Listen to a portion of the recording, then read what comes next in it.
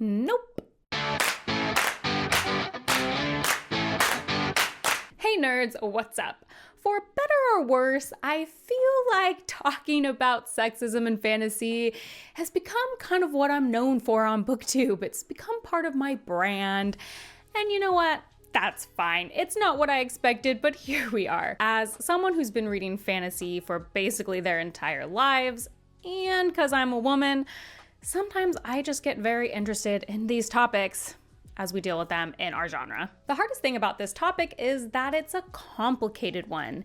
It often uses buzzwords that can trigger flight or fight responses, especially when they're used around our favorite series. And it's also just a topic that comes with a lot of its own history and intersectionalities, emotion, and nuance. And as we all know, the internet is the place where nuance goes to die. So for heaven's sakes, why am I bringing up this topic again? Haven't we covered it enough? Well, a couple days ago, I saw this thread that Fond Lee made on Twitter. Now, I'm not on Twitter and I've never been on Twitter because I love myself, but my husband is on Twitter and every once in a while he shows me things that he thinks will interest me.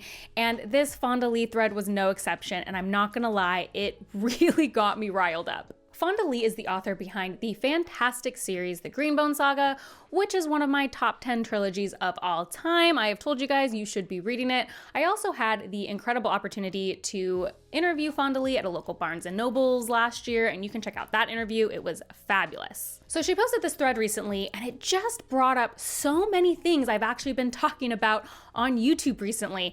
It talked about things like sexism and also kind of had an underlayer of that lack of subtlety that I talked about, and kind of hate comments and what it's like to be a creator. And it's just kind of all the things I like to talk about coalesced into a single thread. And so we're going to read it and talk about it.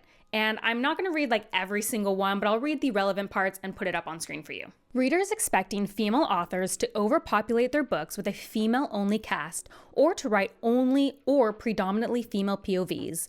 I find that pretty sexist, actually. The worst is that it seems to come primarily from certain female readers who feel like female authors owe them something and have let them down if we don't aggressively overrepresent.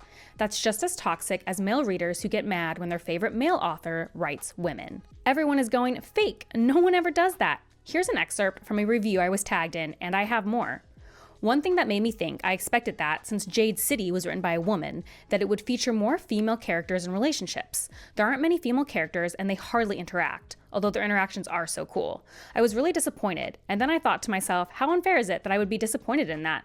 This author has created an amazing world, and then it's cut off. I actually really did appreciate the above reviewer rethinking their assumptions. Most don't.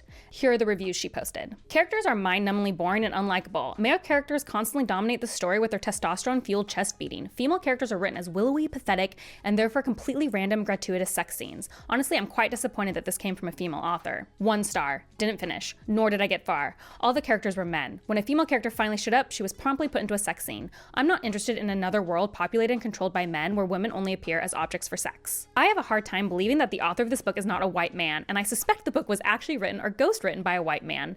The obsessions with formality, conventionism, cultural rigidity, and Jade is very much a series of white stereotypes about Chinese people rather than anything this reader. Now back to Fond Lee. Bottom line, writers shouldn't be expected to stay in their lane, and readers should remember that just because a writer has a certain identity, that does not obligate them to write in a certain way about certain characters or about certain themes or topics. Final note, then I'm off. If you've actually read my books, you know that women exercising power and influence subtly and unsubtly in a rigid patriarchal society is a fundamental theme in my work, and I'm very proud and fond of my female characters. Boy, do I have a lot of thoughts on this, but I'm going to try to keep it simple today. I so appreciated Fond Lee's clapback to these assertions that writing an all-male cast is somehow sexist. I feel like it overuses that word and cheapens it when we actually need to use it in conversations in fiction. But this is not the first time I've seen that argument. I saw it a lot, in particular about Lord of the Rings. Lord of the Rings is an all-male cast, so it's really sexist, etc. I highly disagree with this, obviously. I've just never really had an opportunity to talk about it before. Guess what? We should be allowed to write stories that focus on groups of men. Just like we should be allowed to write stories that focus primarily on groups of women. There are interactions that are interesting and good stories to be told within those parameters. The Lord of the Rings is a story about a fellowship of men. Little Women is the story about a group of sisters. I would be shocked. The review would be crazy if someone was like, Little Women needs more men in it. The idea that every book needs a 50-50 split between perspectives just feels overly simplistic to me. Now, one way I defend Lord of the Rings all the time is that the female characters that are in that novel are fantastic. These are female characters that are interesting, well written, hold power and influence within the story. Yes, there are not many of them, and yes, we are not with them for a long amount of time, but when we are with them, I love them. They are well written. I have always tried to express that the quality of the female characters matters so much more to me than the quantity. Some stories will just have more of a male focus, just like some stories I read have more of a female focus. Not every single book needs to be every single thing. I know I've talked about this in a video before, and I honestly wish I could remember which one. They're all blending together. But I think the attitudes around these type of books tend to be more concerning to me than the books themselves. I saved this great Reddit post a while ago, and hopefully I still have the screenshot, of someone making the comment that books from a male perspective tend to be viewed as universal, as if they can apply to everyone, whereas books from a female perspective are seen as niche, or they can only apply to women. And it was this great post about how this woman on Reddit, in the book Reddit, often saw men posting, wow, Little Woman's incredible, or wow, Pride and Prejudice is incredible. I can't believe as a man I liked it. And this poster was like, well, Louisa May Alcott and Jane Austen are some of the most famous female writers of all time. They're well regarded.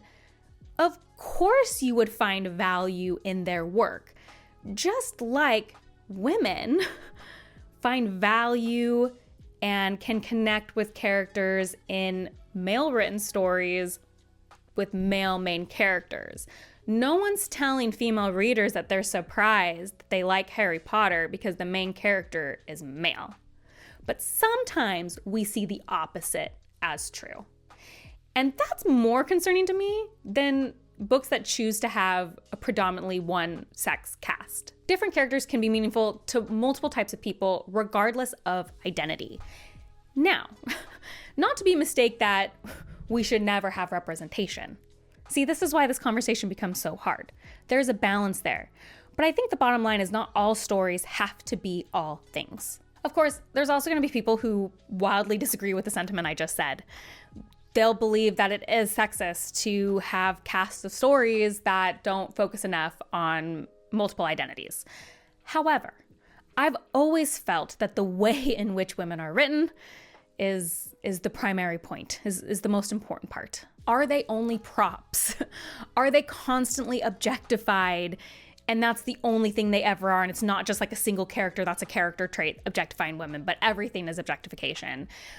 Are they only used to further a male story and have no personality themselves?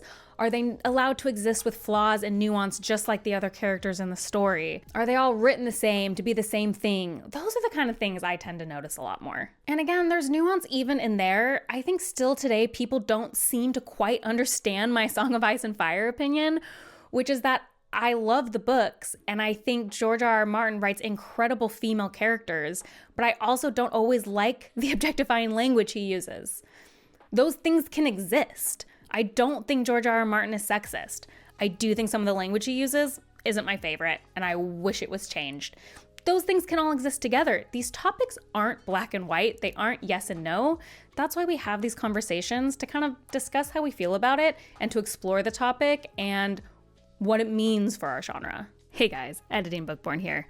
I want to make it clear that having personal preference for books isn't what I'm talking about here. It is totally okay if you're like, I'm looking for a book with a female main character. I'm looking for a book from a male main character because that's what I feel like reading. I'm specifically talking about making grandiose statements about authors, about series, and making accusations about these books because of those things. Everyone is going to have preferences and books they prefer reading. I have genres I prefer reading.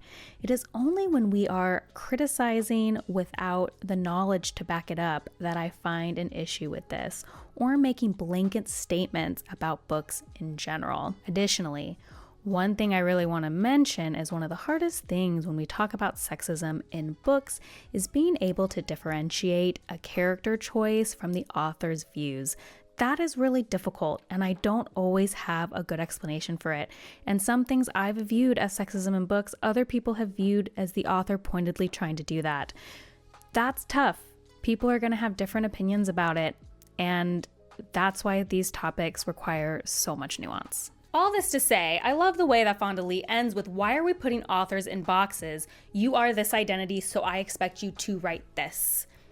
Seems silly. That leads me to the online of it all, where I'm going to talk about a couple of things, particularly the last statement Fonda Lee makes, and also the follow-up statement she made where she's basically like, "Peace, Twitter. Bye. I'm leaving."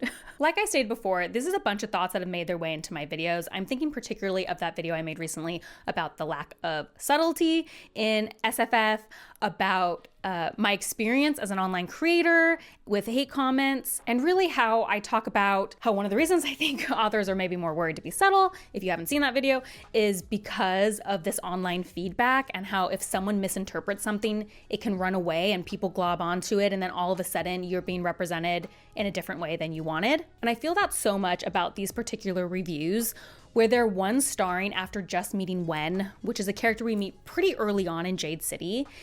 And I have just never seen reviews that are less like the book itself.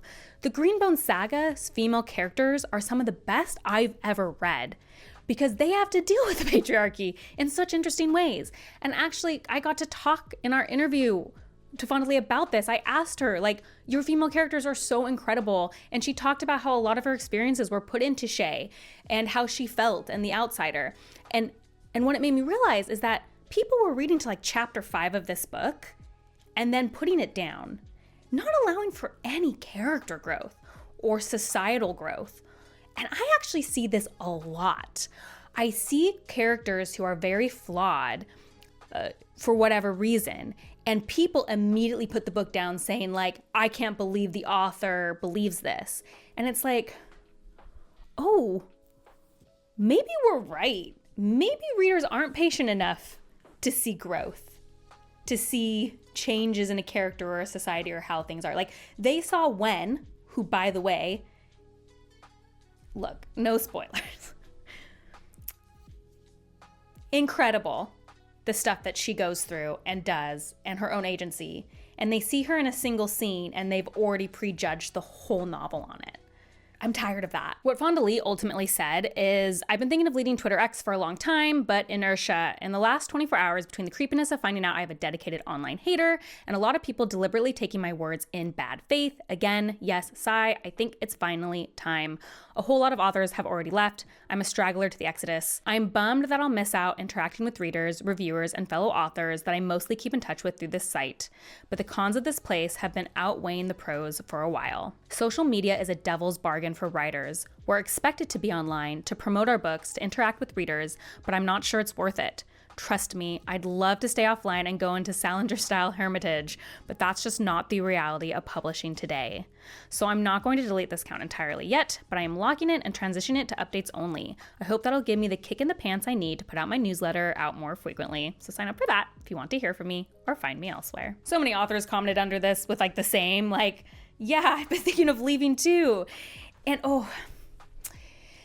once again, the online of it all, I just talked about lack of subtlety because you have all these people running away with incorrect thoughts about a novel without even having read it, right? They're 1-star in review, they're tagging the authors. They're 1-star in reviewing it, having only read 5 chapters and making grand statements about the entire series. And that must be exhausting for authors. You know, if you haven't seen my video when I talk about hate comments, I'm not gonna go a ton into it here, but people are so quick to criticize authors when they bring up these reviews. Like, reviews aren't for you authors, they're for other people. And yeah, that might be true, but people are tagging these authors in these 1-star reviews, which don't we have any decorum or like common social sense? You don't need to tag the author in your 1-star review. You're totally okay to make it. I make 1-star reviews too. I never tag the author in them. Okay. 2, you expect to be able to write really rude statements or broad accusing statements and then say the author never gets to respond to those. This is a two-way street. Authors can respond to those. And while it seems better not to, maybe, like I said with hate comments, there comes a point where you feel like you just have to acknowledge it. You feel like for your own peace, you have to say something. And, I think Lee did this in the best way possible, which is cutting off the people making those statements to, not start a mob or whatever. But she's allowed to address those. And I think it's also sad, when she talks about, hey, the reality of publishing is you don't get to just publish a book and leave. Today, social media is kind of something that's needed for an author to get ahead, to get where they want to be, to have that visibility. And that is just a damned if you do, damned if you don't thing, huh? These authors need to be present in these online spaces, and at the same time, these online spaces are probably harming their want to create and interact at the same time. So what's my point? I feel like I have to say that way too much in videos today. I hope you understand what I'm trying to say here and why Fonda Lee's Twitter thread kind of hit such a chord with me with so many topics I talk about a lot. I guess my point is these conversations have nuance. Sexism and fantasy has nuance, and I have tried so hard on this channel to understand that and to invite conversation about these things because these things won't look the same to everyone. And I think what I'm trying to say is when we make these blanket statements like having a cast of all male characters is sexist, or I can't believe a female author would write a story with more male characters than female characters, we're being reductive rather than helpful. Am I guilty of this? I'm sure I am. You can't be on the internet without making missteps. But I hope that I have encouraged you constantly in my channel to try to find the middle ground and try to understand these difficult conversations and know that not everything is for everyone at all times. My other point, as always, is investigate for yourself. Don't read the headline and not the article. Don't read to chapter 3, and unless it's like particularly egregious, make grand sweeping statements and assumptions. That is one thing I can say for myself that I always do because I do not DNF books. I read the whole thing before making a judgment. And I do that for partly this reason. If I am going to quit a book, I'm not going to make a judgment call on it because you just don't have the full picture all the time. I'm not, again, saying never make a judgment. You know what I'm saying. I can't keep qualifying myself. Oh, and for heaven's sakes, if you do a 1-star review, you don't need to tag the author. It's bad manners. This Twitter thread gave me a lot to think about. If it gave you a lot to think about, tell me your comments below. Once again, these are one of those videos that's a little more freeform, a little more open, and not quite a statement. Just things to think about, and I'd love to hear your guys' thoughts on it. Go read Greenbone Saga, it's fantastic. If you like these kind of random deep dives and conversations, please like and subscribe. That is the best way to support me. And if you want to see what I am currently reading as well as other nerdy rants, you can check me out on Instagram at bookborn.reviews. I'll see you next time. Bye.